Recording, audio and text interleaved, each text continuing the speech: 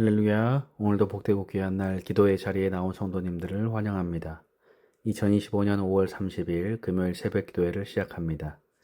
오늘 우리에게 주신 하나님의 말씀은 빌립보서 4장 1절부터 9절까지 말씀입니다.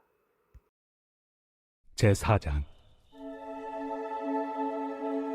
그러므로 나의 사랑하고 사모하는 형제들, 나의 기쁨이요 멸류가 아닌 사랑하는 자들아, 이와 같이 주 안에 서라.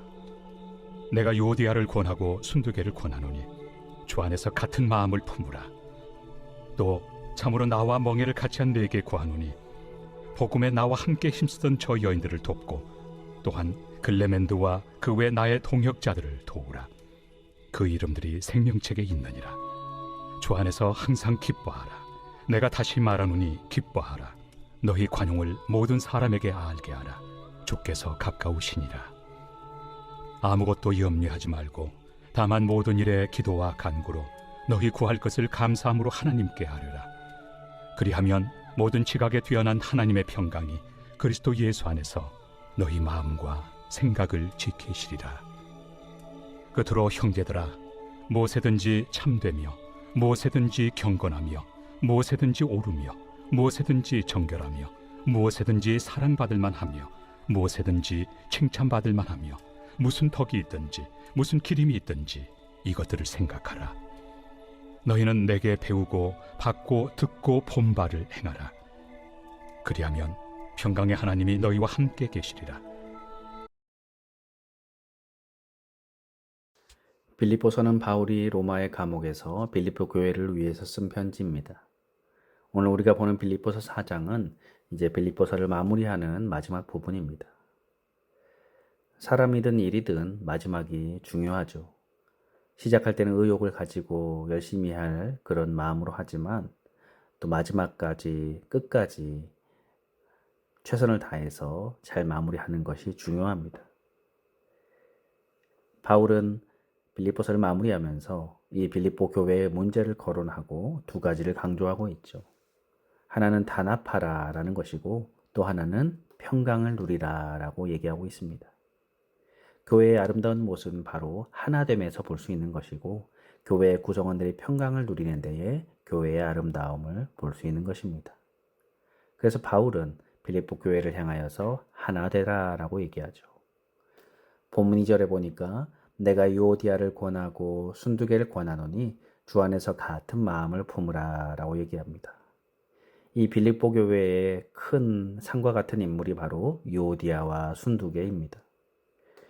빌립보 교회는 자주장사 루디아에 의해 설립된 교회여서 여인들의 입지가 높았습니다. 그 중에 유오디아와 순두개가 교회 안에 영향력이 있는 인물이었습니다. 하지만 서로가 사이가 별로 좋지 않았던 것 같습니다. 그래서 바울이 빌립보 교회의 실제적인 문제를 언급하면서 제일 먼저 유오디아와 순두개에게 주 안에서 같은 마음을 품으라 라고 얘기합니다.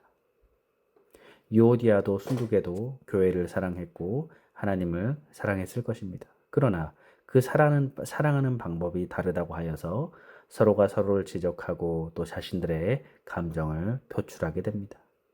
물론 교회 안에서 자신의 감정을 표출할 수 있습니다. 그러나 그 감정의 표출이 잘못되면 교회의 문제가 될 수 있다는 것입니다. 특별히 중직자인 경우에 그 사람의 영향권 안에 있는 사람들에게까지 영향을 미치기 때문에 자신의 감정적인 노출을 항상 조심해야 합니다. 비단 중직자만 그렇겠습니까? 교회 안에서 자신의 감정적인 표출은 언제든 문제를 만들 수 있다는 것을 우리는 기억해야 합니다. 그러므로 교회의 아름다운 모습을 갖기 위해서는 우리 자신들의 감정을 절제할 줄 알아야 합니다. 바울이 빌립보서를 쓰고 있는 그의 이 논지를 보면 1장, 2장, 3장에서는 빌립보 교회의 좋은 점들을 칭찬하고 모범적인 교회의 모습을 말하고 있습니다. 그리고 마지막 마무리 부분에서 이제 고쳤으면 하는 부분, 바울이 지적하고 싶은 부분을 언급하고 있습니다. 그렇게 함으로써 그 말을 듣는 당사자가 납득하고 순순히 받아들이기 쉬운 것이죠. 만약 처음부터 빌립보 교회의 문제를 지적하며 유오디아와 순두개의 문제를 거론하였다면 마치 거부감을 당할 수도 있고요. 그 문제를 인지하면서도 받아들이지 않을 수도 있었을 것입니다. 그러나 바울은 사전 정지 작업을 하고 문제를 의식하게 하므로 순적히 받아들일 수 있게 합니다. 우리도 인간관계 가운데에서 누군가에게 직언 한마디를 하기 위해서는 사전에 10마디, 20마디의 격려를 먼저 하고 마지막에 고쳐야 할 점을 말한다면 그 이야기를 잘 받아들일 수 있을 것입니다. 그리고 또한 사도 바울은 교회의 아름다운 모습은 그 교회의 구성원들이 평강을 누리는 것을 얘기하고 있습니다. 그 평강을 어떻게 누릴 수 있는가를 4절에서 9절까지 5가지로 언급하고 있죠. 첫 번째로 4절 말씀에 보니까 주 안에서 항상 기뻐하라. 내가 다시 말하노니 기뻐하라 라고 말하죠. 기뻐해야 평강을 누릴 수 있음을 말하고 있습니다. 내가 평강하니까 기쁨을 누리는 것이 아니라 의도적으로라도 기뻐하면 평강을 누리게 됩니다. 억지로라도 내가 웃으면 우리 안에, 우리 몸속에 엔돌핀이 돌아서 기분이 좋아지고 또 평안을 느낀다라고 얘기하죠. 또한 5절에서는 너희 관용을 모든 사람에게 알게 하라. 주께서 가까우시니라. 관용을 베풀어야 평강을 누릴 수 있음을 말씀하고 있습니다. 여러분, 관용이 무엇입니까? 넓은 마음을 가지고 상대방을 이해하고 용서하고 용납해 주는 것입니다. 늘 불안하고 초조해하는 그 사람들의 공통적인 모습은 바로 속이 좁다라는 것이죠. 남을 이해하고 용납하지 못하는 사람들은 늘 불안해하고 초조해합니다. 그러므로 우리가 평강을 누리기 위해서는 관용적인 사람이 되라라고 말씀하고 있습니다. 또한 6절, 7절에서 아무것도 염려하지 말고 다만 모든 일에 기도와 간구로 너희 구할 것을 감사함으로 하나님께 아뢰라. 그리하면 모든 지각에 뛰어난 하나님의 평강이 그리스도 예수 안에서 너희 마음과 생각을 지키시리라. 기도해야 평강을 누릴 수 있음을 말씀하고 있습니다.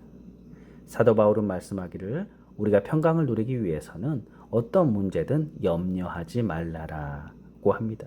대신 염려 대신에 기도해라 라고 얘기하죠. 인생의 문제를 해결하는 데 가장 빠른 길은 기도입니다.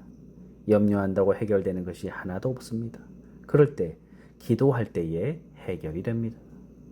우리 주님께서도 너희가 목숨을 위해서 무엇을 먹을까, 무엇을 마실까, 몸을 위해서 무엇을 입을까 염려하지 마라 라고 마태복음 6장 25절에 말씀하고 있습니다. 그러면서 무엇을 구해야 됩니까? 먼저 그 나라와 의를 구해라 라고 말씀하고 있습니다. 그리고 8절에 보니까 끝으로 형제들아 무엇에든지 참되며 무엇에든지 경건하며 무엇에든지 옳으며 무엇에든지 정결하며 무엇에든지 사랑받을 만하며 무엇에든지 칭찬받을 만하며 무슨 덕이 있든지 무슨 기림이 있든지 이것들을 생각하라 라고 말하죠. 좋은 것들을 생각해야 평강을 누릴 수 있다라고 얘기하고 있습니다. 대부분 사람들의 염려와 근심의 90%는 당장에 일어나지 않을 일에 대해서 염려하고 근심한다라고 얘기합니다. 사람들은 나쁜 결과를 먼저 생각을 한다라는 거죠. 극단적인 것을 생각하고 최악의 것을 생각함으로써 평안을 누리지 못하고 있습니다. 그러나 바울은 참과 경건과 옳음과 정결과 사랑과 칭찬과 덕과 기림, 즉 좋은 것들을 생각하라 라고 말합니다. 그럴 때에 우리의 마음에 평안이 찾아오는 것입니다. 그리고 마지막 9절에서는 너희는 내게 배우고 받고 듣고 본 바를 행하라. 그리하면 평강의 하나님이 너희와 함께 계시리라. 우리가 아무리 기뻐하고 관용하고 기도하고 좋은 것을 생각하는 것이 평강을 누리는 것임을 안다 할지라도 그것이 우리의 삶에 실천하는 모습이 없다라면, 행함이 없다면 평강은 없을 것입니다. 어떤 사람이 누군가에게 빚을 졌습니다. 그래서 하나님께 갚을 수 있는 능력을 달라고 기도하면 좋은 일이 일어나서 빚을 갚을 수 있는 그런 좋은 생각을 하고 또 빚을 독촉하는 그 사람의 생각을 이해하고 수긍한다고 해서 평안이 오는 것이 아니겠죠. 실제적으로 내가 그 빚을 갚았을 때에야 내 삶에 평안이 찾아올 수 있을 것입니다. 그러므로 어떻게 해야 됩니까? 실천해야 합니다. 그래야 평안을 누릴 수 있는 것입니다. 말씀을 정리합니다. 바울은 빌립보서를 정리하면서 결론적인 부분을 4장에 언급하고 있습니다. 그 속에 교회의 아름다운 모습을 갖는 두 가지를 강조했는데 첫 번째는 하나됨에 대해서 얘기하고 있죠. 우리 안에 감정적인 표출을 절제하고 또 한마음, 같은 마음을 품음으로써 교회의 아름다운 모습을 가져라 라고 얘기하고 있고요. 두 번째로는 평강을 누리라 라는 거죠. 기뻐하고 관용하고 기도하고 좋은 생각을 하고 또 믿음을 실천할 때에 평강을 누릴 수 있다라는 것입니다. 사랑하는 성도 여러분, 우리도 오늘 말씀을 따라서 또 주님 안에서 한 마음 한 뜻을 품고 또 주님 말씀하신 그 평강을 누리기 위해서 우리가 서로 사랑하고 또 실천하고 말씀에 순종할 때에야 우리 교회와 우리 성도님들이 더욱더 믿음으로 충만한 삶이 되기를 축복합니다. 함께 기도하겠습니다. 하나님, 오늘 빌립보서 4장 말씀을 또 살펴보면서 하나님, 우리에게 아름다운 교회가 되게 하기 위해서 또 먼저 하나된 마음을 품고 또 우리 안에 평강을 누리는 여러 가지 방법들을 말씀해 주심에 감사합니다. 하나님, 우리 교회가 더욱더 아름다운 교회 되게 하시고 사랑으로 하나 되게 하시고 주의 말씀에 순종하며 살아가는 저희들 되도록 인도하여 주옵소서. 감사드리며 예수님의 이름으로 기도드립니다. 아멘. 주기도문으로 예배를 마치겠습니다. 하늘에 계신 우리 아버지여, 이름이 거룩히 여김을 받으시오며 나라의 임하옵시며 뜻이 하늘에서 이룬 것 같이 땅에서도 이루어지이다. 오늘날 우리에게 일용할 양식을 주옵시고 우리가 우리에게 죄 지은 자를 사하여 준 것 같이 우리 죄를 사하여 주옵시고 우리를 시험에 들게 마옵시고 다만 악에서 구하옵소서. 대개 나라와 권세와 영광이 아버지께 영원히 있사옵나이다. 아멘. 잠시 기도하는 시간을 갖겠습니다. 하나님, 우리의 삶에 주님 주시는 평안이 가득 차게 하여 주옵소서. 하나됨을 이루게 하시고 사랑하게 하시고 또 이 평안을 누리기 위해서 우리가 더욱더 주의 말씀에 더 순종하는 저희들 되도록 이 시간 기도하시고 우리 갈보리 교회와 예배와 또 우리의 성도님들, 우리의 자녀들, 또 주변의 이웃들을 위해서 함께 이 시간 기도하겠습니다.